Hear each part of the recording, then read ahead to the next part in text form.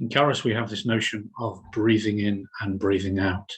The breathing in, like the roots of the tree, being those things which nurture us, that energize us, that enable us to build reserves and to grow, that give us energy.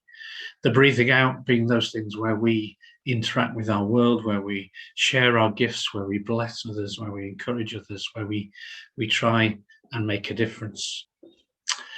It's very easy when we're considering a spiritual group of any kind to just focus down on the spiritual aspects of breathing in and breathing out.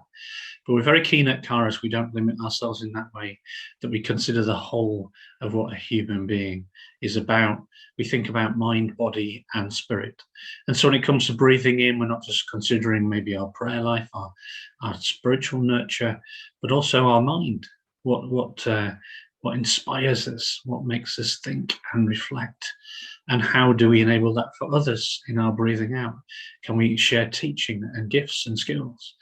In terms of body, what we eat is important, how we look after our bodies and exercise, the things that enable our bodies to be healthy.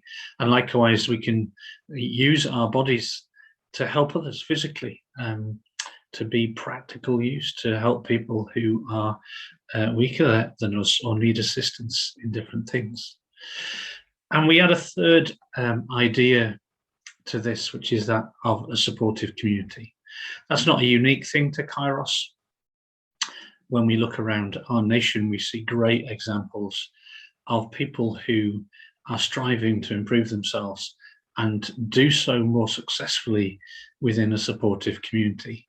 So, for example, if you're trying to lose weight, then there's nothing better than to be part of a group like Weight Watchers or Slimming World or all the equivalent, which tend to have the form of you meet weekly with people, you discuss ways in which you might achieve your goals and what they are, you're accountable to them, you weigh in together and you bemoan the failings and you support and encourage the successes and you affirm each other each week.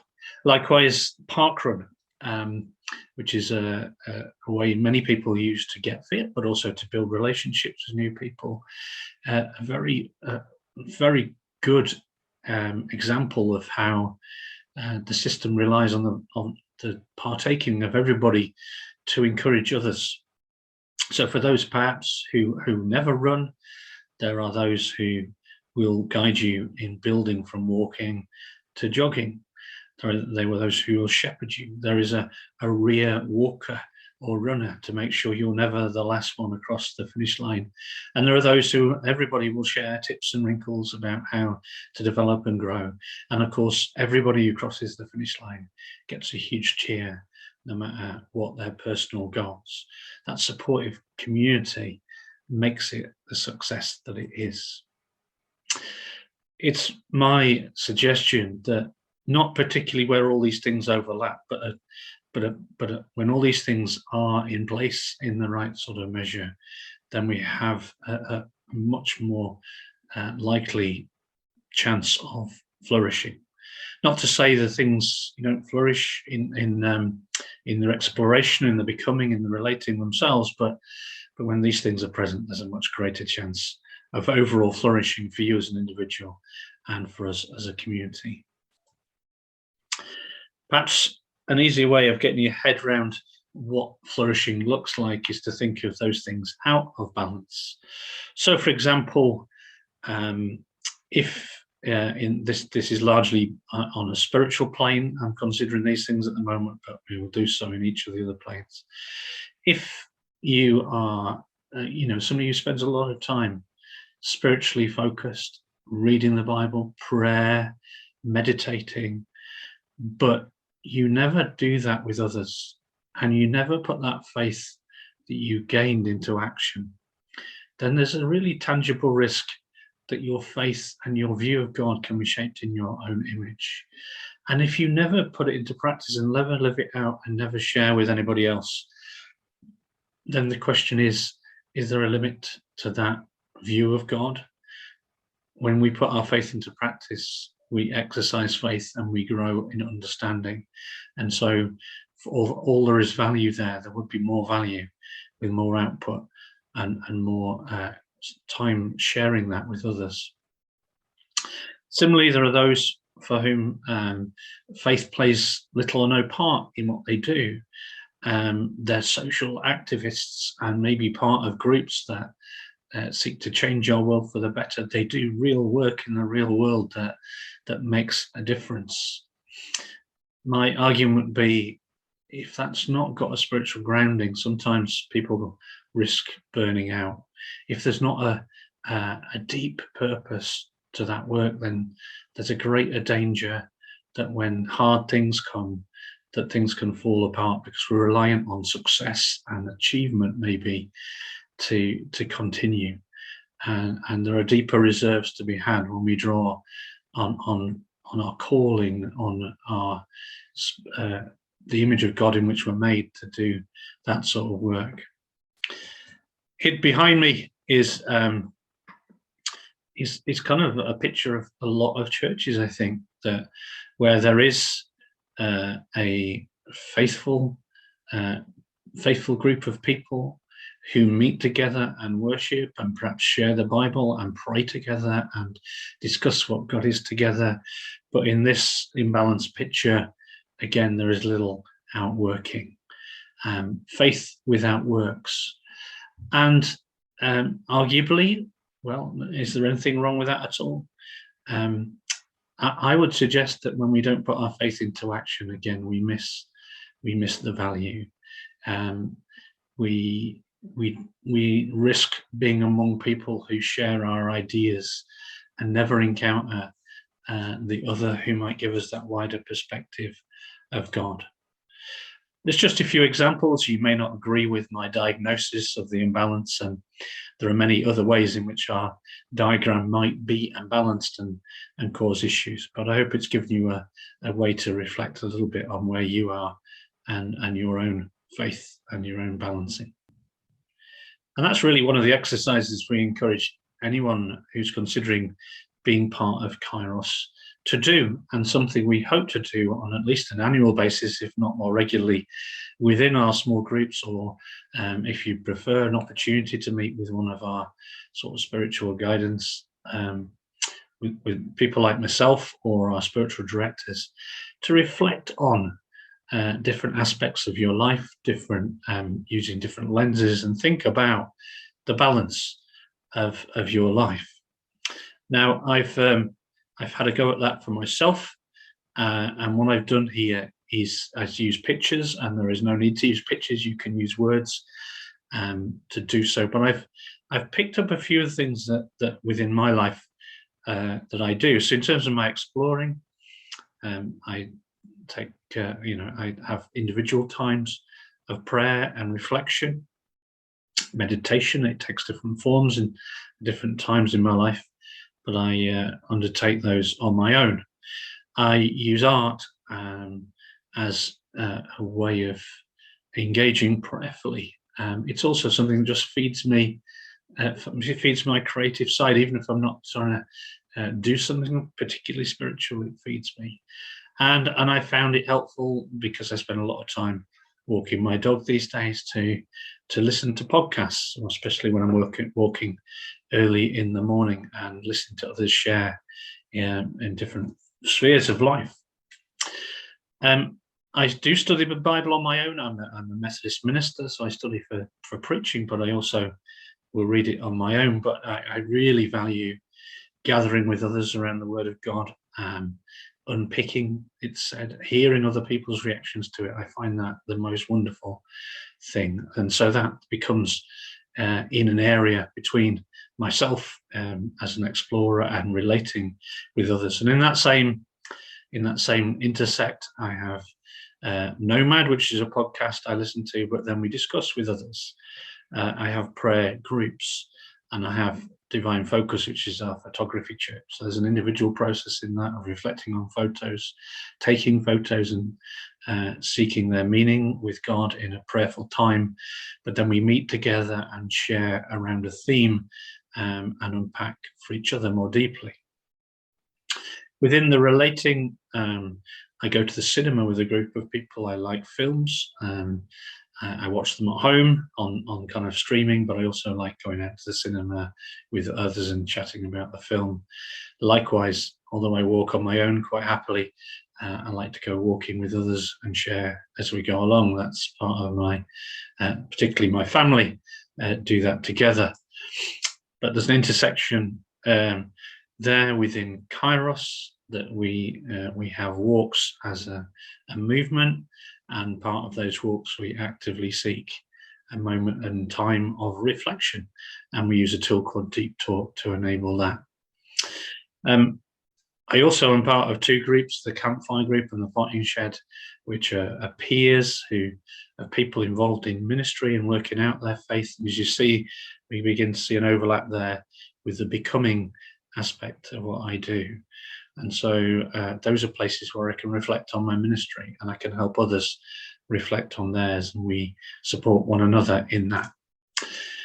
Within the relating and becoming spheres, we have a couple of things within Kairos, the WhatsApp group where we can share with each other, the ideas exchange where we encourage people to come and share ideas about the evolution and shape of our movement together, and that's open to anybody and everybody. And then the becoming aspects, if I just move myself out the way a minute, for me as a Methodist minister who's also running Kairos, I have two churches that I look after, and so very naturally they're part of my engagement in the world, and they too have their own community engagement elements to them. One of those, South Bank Studios, is an art community that we host at Southlands Methodist Church, and I love spending time with them and exploring art as a means to community and a means to reflecting on life. And Planet Food is another partner we have at Southlands, who offer a waste food cafe and a waste food store, and I get to meet all sorts of wonderful people through that, as well as being part of their work to minimize the waste and protect our environment. That's not a whole picture, but an example of kind of how I've done that for myself in the sphere of ministry. It would look a little different perhaps if I thought about a different category, if I thought about mind, or I thought about body specifically, or I thought about fun as a measure. And again, it's an exercise I encourage you to do, and think of a label and try how that label looks in your life. But then Kairos itself. So Kairos as a movement seeks to have a balance within the many things that we do. Some of these things you'll recognize from what I've already shared, and I encourage you to look on our website and delve into the various things that we offer in various spheres. So we encourage community and relating. We encourage digging into our spiritual treasure troves from different sources. And we, as a movement, partner, and that's an important thing to say. So piece together, Selby Street Mission do not belong to Kairos, but we partner with them because we see the value in them, and so we have a covenant relationship with them. And we very much see them as a way in which we can express and bless the world and engage with people we wouldn't otherwise be able to engage with through them. Similarly, the refugee and asylum group. And we're fleshing out this diagram as we go along. Now, I really wanted to explain how that kind of makes sense and how that relates to you, having done your own diagram, and how it relates to Kairos as a movement that uses Jesus as an exemplar and in some ways might be a church in its own right. We looked earlier at our aims and our goals. These then are the values that kind of describe how we go about making those aims and goals a reality. And so one of our values, as well as our aims, is flourishing.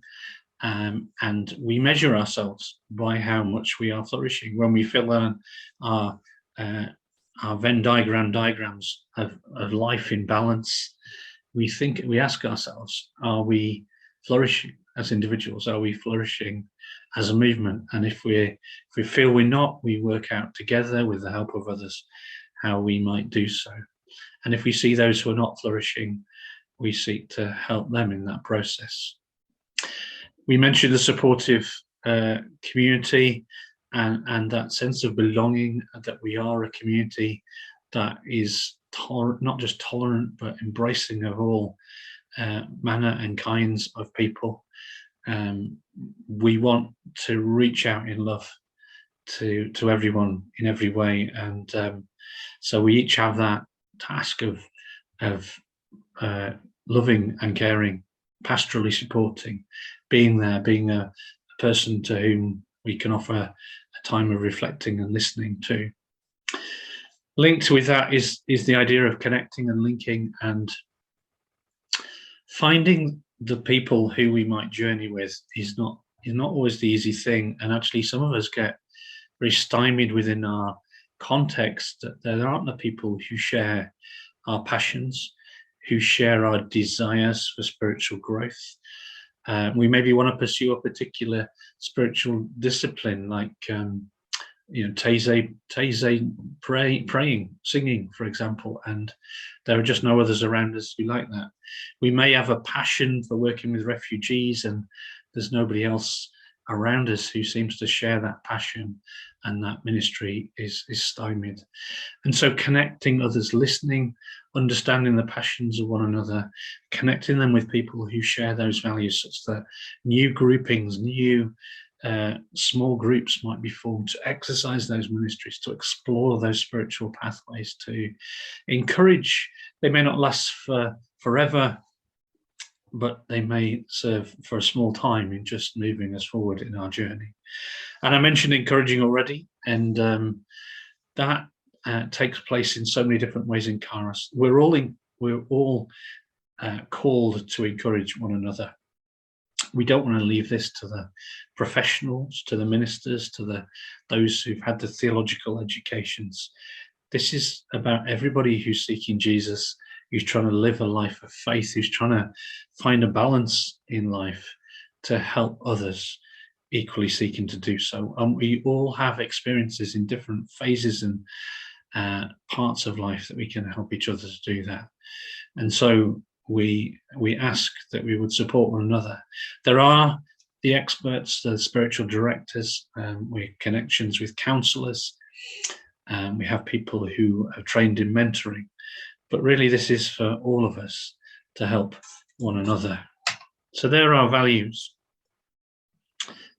Placed together, we hope we have all the ingredients to pursue our aims and the values in which we can make those a reality.